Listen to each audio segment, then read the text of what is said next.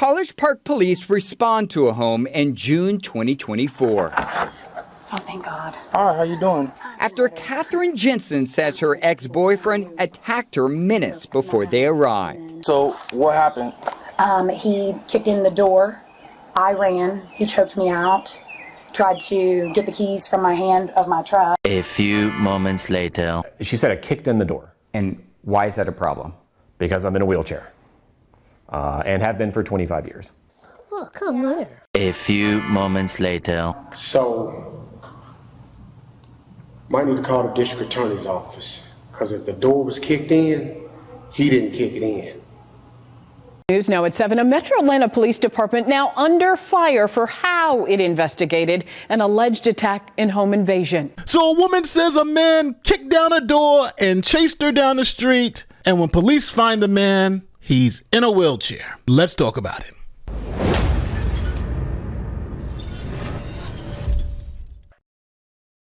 Our story starts on January 15th, 2024. A woman named Katherine Jensen is filing a sworn complaint at the College Park Police Department. Now, she's alleging her ex, Charles Reed, kicked in her door, choked her, chased her down the street in a violent home invasion.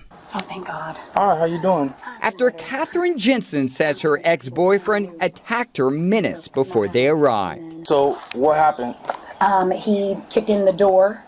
I ran. He choked me out. Tried to get the keys from my hand of my truck. So he grabbed you by your neck? Handle him myself. I'm too small. You say he kicked the door in? He did. Now, after that interview, Katherine gave police a very, very, very detailed description. I still remember the call. On June 15th last year, I got a call about a lady from 4111 Fredericksburg Drive. And so basically she was like, and when I got to the house, the front door was kicked in, and I think she was like hiding by the garage or something. And she comes out and she's bleeding from her arm. Her neck is bruised up and everything. She's like, my ex-boyfriend who we broke up 2 days ago just entered my home and attacked me. And then after that, I asked her, hey, you know, have y'all lived together? Yeah, we used to live together at this address. Do you have any of his information? He gave me his name, spelled it out, gave me a description, told me what he looked like, ran it through NCIC, it matched. And then I was like, is this him? She was like, yes, that's him. Now, the man she identified was Charles Reed. He's 41 years old and he's a paraplegic. He's been in a wheelchair for about 25 years because of an accident he had as a teenager. Yeah, that's... And you say you have no recollection of who she is? I have absolutely no idea who that is. Yeah. Certainly haven't forced my way into anybody's house.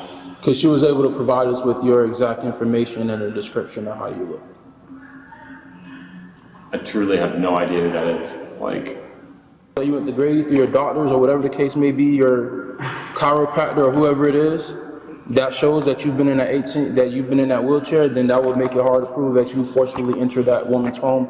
So if you get those documents in order, you could bring those with you when you go to your first appearance, to your bond hearing or whatever the case may be, and we'll figure it out. But as of this moment, I will have to place you under arrest. Do you have any weapons, anything sharp on you, anything of that nature?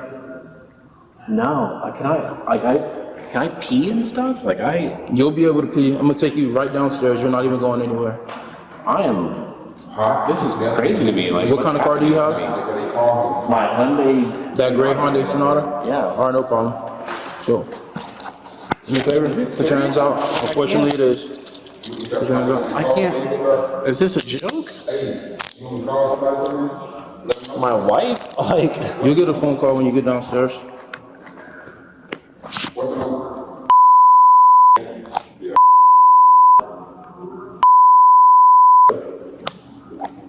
Name's Charles, her name's Sarah. Do me a favor, lift your hands up above your head, please. I don't have muscle control. Okay, that's fine. It's not like... Put on the other side. I literally can't. I don't have muscle control.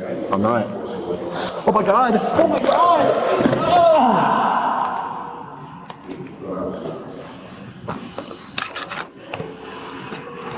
So now this cop who is a total idiot is going to leave this man on the floor for a couple of minutes until a cop who has a brain comes and says, hold on, something is wrong here. I was waiting for the paramedics to come there right next door, so. I'm gonna tell you what you need to do. This is what you need to go to Brady Hospital. Pick me up like a baby.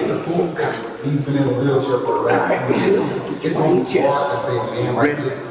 Broke into your house. You know what I'm saying? That's what I'm saying. But things don't like pelvis. No, we're not. I can't do anything here. Okay, we're helping. Hold on. If you'll move my leg, it's my leg that's. You see that? Okay, I got you. Okay. All right, push it up.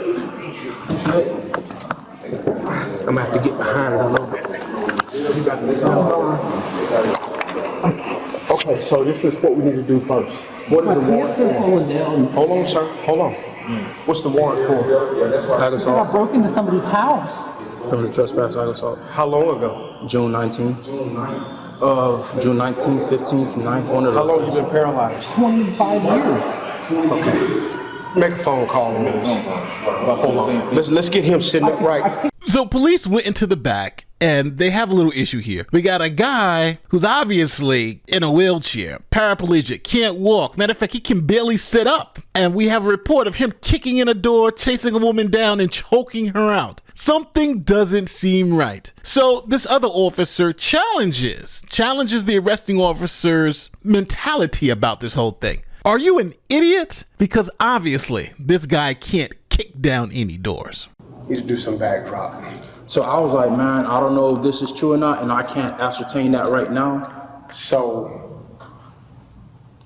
might need to call the district attorney's office. Because if the door was kicked in, he didn't kick it in. He didn't kick it in. Well, she didn't say kicked in. She said, well, I can't recall if it was kicked in or if that's what she said. Because all I remember I wrote was that forced entry was made. Flashback. What happened? He kicked in the door. I ran. He choked me out. Tried to get the keys from my hand of my truck. So he grabbed you by your neck? Mm-hmm. So if it was kicked in, and he has indeed been paralyzed since he was 19 years old, that would be kind of hard. Because I'm looking at his legs. I got a couple of relatives that are quadriplegics. That what we see with his lower extremities ain't for play. Okay. That's legit. And if he was born in '82, that means he was shot in 2001, and he's been paralyzed since 19 years. So now these two officers go to a supervisor to tell the supervisor that, hey, we got somebody here who obviously can't walk. He's a paraplegic and he's being accused of kicking down the door and chasing a woman down. Now, we need you to help us out. Should we arrest this guy because he's clearly not able to have committed this crime?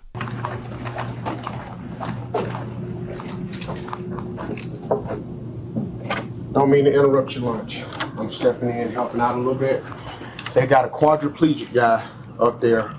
I just told him about that. Oh, he already got the rundown? Yeah. Yeah, but it's funny worse. Yeah, but how could he? And I just want to put it out there. He flopped out the wheelchair. I was like, can you raise your hands? Because I'm trying to, pat him down, make sure he doesn't have anything. I don't know if the camera's going to catch it, but I got him by the tip of my fingers. And he just...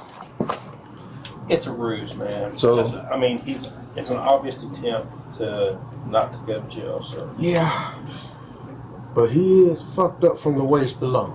That is pretty. After actually seeing him, I agree.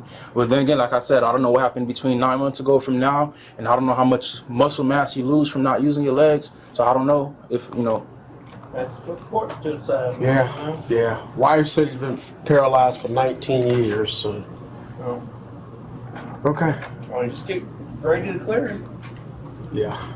Okay. So the supervisor's a dummy too. He should at least have gone out to look at the guy to say, hold on, this report makes no sense. How's he kicking in doors and chasing down women and he's in a wheelchair? He can't move. Like, what's going on? But they go and arrest him anyway. Like what's happened to me? I got you. Right. So, if you need his information. So I just spoke to LT and Major. Unfortunately, I still have to take him. Because it's a felony warrant.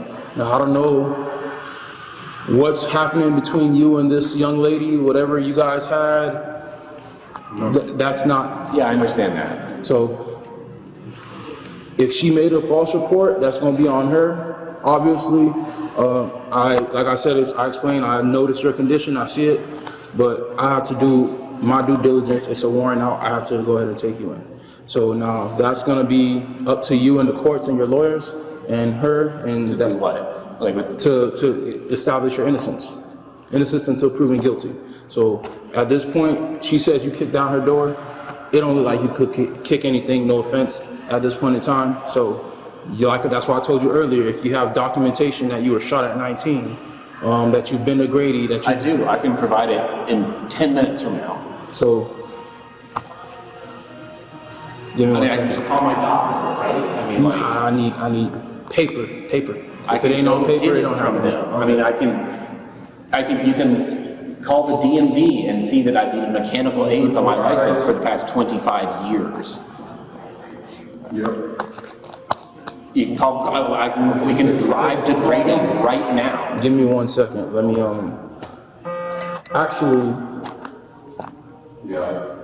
give me 1 second. I can show you my handicap placard that I got 15 years ago. Give me 1 second. Let me go talk to my major real quick. So you got that right. The cop has now got to go back to talk to the major because he said, you got to prove your innocence. And the guy's like, I can prove it. A handicap placard, my DMV license. Hell, we can call my doctor. He'll send the paperwork over. I am innocent. I've been in this wheelchair for 20 years. Now the officer says, let me go talk to the major again. I'm so sorry, last thing. He's saying that he can prove with paper documentation that he's been in the wheelchair for that long. Okay, but you can still punch somebody in the wheelchair, right? I mean, that doesn't mean that he didn't do what he was accused of, right? The main thing, honestly and truly, is the forced entry part. I think you're still covered under probable cause because like, I don't know if I told you earlier, she gave a description of him, spelled out his name, and gave us his date of birth. So I'm like, unless she's just your mistress and she's just really that pissed off at you that she would go through all these lengths, it's no mistaken identity. It's right. So I mean, he could have forced entry if he had a tool, or I mean, who knows? I mean, I don't think just because you're in a wheelchair doesn't mean you can't break a door down. Right. So yeah, the supervisor believes that they got enough to arrest this guy who can't walk. So that's what they do. Yeah, so unfortunately, I'm going to have to take you today, sir. Can I talk to whoever that guy was? It's really nothing he can do, and he's the one that's telling me because you still have an active warrant, and that warrant isn't going anywhere. I've even went so far as to reach out to the district attorney and see if there's something that I could do, but they're not answering. So unfortunately, I had to take you in. He told me that I could provide documentation. That's not a right here, right now matter. That's going to be a later on matter. Can I talk to the and judge? Even so, can the judge, and even so, can somebody like the judge I'm trying to tell you, and even so, you're in a wheelchair that doesn't conclusively prove that you can't force entry into a home. Now, you've watched all that play out, but police then decided, hey, let's actually do a background check on the victim to see if she has any other incidents of filing false police reports. This is what they found. A year before Katherine claimed Charles assaulted her, the Noonan Police Department, about 30 miles away, arrested her for theft and forgery after allegedly filing a false police report claiming someone stole from her. So now police are in some trouble. They have a man kicking down a door. They have the witness filing false police reports all over the place. So eventually they caught up with her and said, hey, what the hell's going on? Did this guy kick in your door? This is what she had to say. According to this email obtained by Charles' attorney, Katherine wrote to a College Park police detective this week asking to change her statement, writing, my mental state and physical trauma in that moment worked to confuse me. Please contact me at your convenience so I can edit the information in the report and clear the name of an innocent man. How's this impacted you? Well, I haven't been able to leave my house in a meaningful way in 2 or 3 months, just out of fear that I'll be picked up for an arrest warrant. Now, obviously, this police report was false. She gave his name, his birthday, she described him, so it wasn't like she was confused in that way. She said, this was the person who assaulted me. But you would think with such a false report that put this man through what looked to be hell, she would have been arrested for filing another false police report. But it didn't happen. We reached out to Katherine Jensen. She also did not respond, but her mother says she now acknowledges Charles did not attack her. Katherine has not been charged in this case. Believe all women, they did, and you see what that got this wheelchair-bound man. So we have a situation where a guy who was obviously innocent was forced to prove his innocence, or he would go to jail. And the woman eventually came clean and said, hey, I made a mistake. Now, my question to you, should this man sue the police department for all it's worth? I say yes. And number two, should this woman be charged? Now, my opinion is clear. I think he should be paid millions of dollars for his pain and suffering, and I think this woman should go to jail for filing another false police report. Now, with that being said, don't forget to like, share, subscribe, do all that great YouTube stuff. Tell me in the comment section how you feel. If you believe she should be charged, let me know. Or, better yet, how much money do you think he should be entitled to if he wins and sues? Don't forget, my name is Nate the Lawyer, and I'll see you in the next one. Peace.